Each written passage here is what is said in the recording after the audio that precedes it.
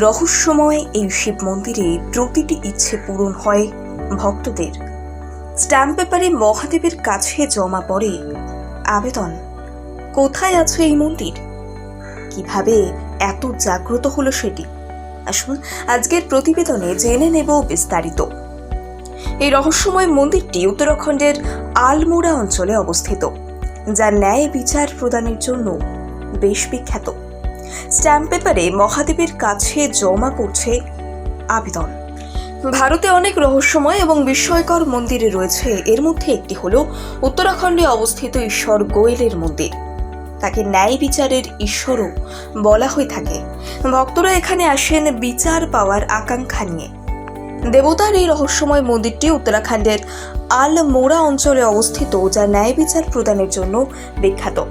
এই মন্দিরে এমন ভক্তরা আসেন যারা ন্যায় বিচার পান না বা বিচার পেতে দেরি হয়। আদালতের দ্বারস্থ হয়ে মানুষ যারা সমস্যায় পড়েন কিন্তু তারা ন্যায় বিচার পান না, সেই সব ভক্তরা স্ট্যাম্প পেপারে তাদের ইচ্ছে লিখে নিয়ে আসেন বিচার চাইতে। এমনটাই দেখা যায়। মহাদেবের এই মন্দিরে ভক্তরা তাদের মনোবাঞ্ছা পূরণের জন্য প্রসাদ হিসেবে ঘণ্টা বা চিঠি লেখেন। তাকে দ্রুত বিচার প্রদানকারী দেবতা বলা হয়। স্থানীয় লোকজনও তাকে লোক দেবতা হিসেবে পুজো করেন। এই মন্দিরে মহাদেব গোলু দেবতা, গাইল দেবতা, রাজবংশী দেবতা, গৌর ভৈরব এবং গোলজু মহারাজ প্রভৃতি নামে পরিচিত। বিশ্বাসে তাকে মহাদেব শিবের অবতারও মনে করা হয়।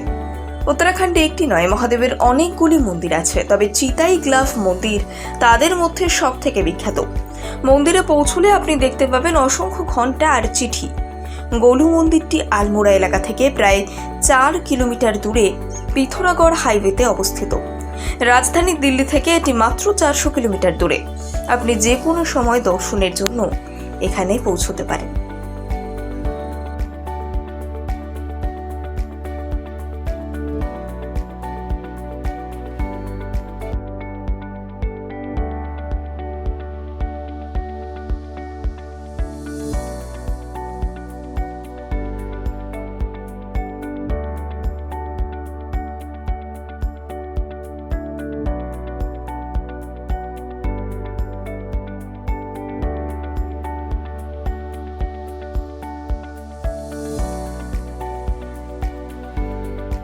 রহস্যময় এই শিব মন্দিরে প্রতিটি ইচ্ছে পূরণ হয় ভক্তদের।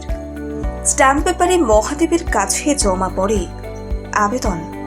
কোথায় আছে এই মন্দির? কিভাবে এত জাগ্রত হলো সেটি আসুন আজকের প্রতিবেদনে জেনে নেব বিস্তারিত। এই রহস্যময় মন্দিরটি উত্তরাখণ্ডের আলমোড়া অঞ্চলে অবস্থিত, যা ন্যায় বিচার প্রদানের জন্য বেশ বিখ্যাত। স্ট্যাম্প পেপারে মহাদেবের কাছে জমা পড়ছে আবেদন।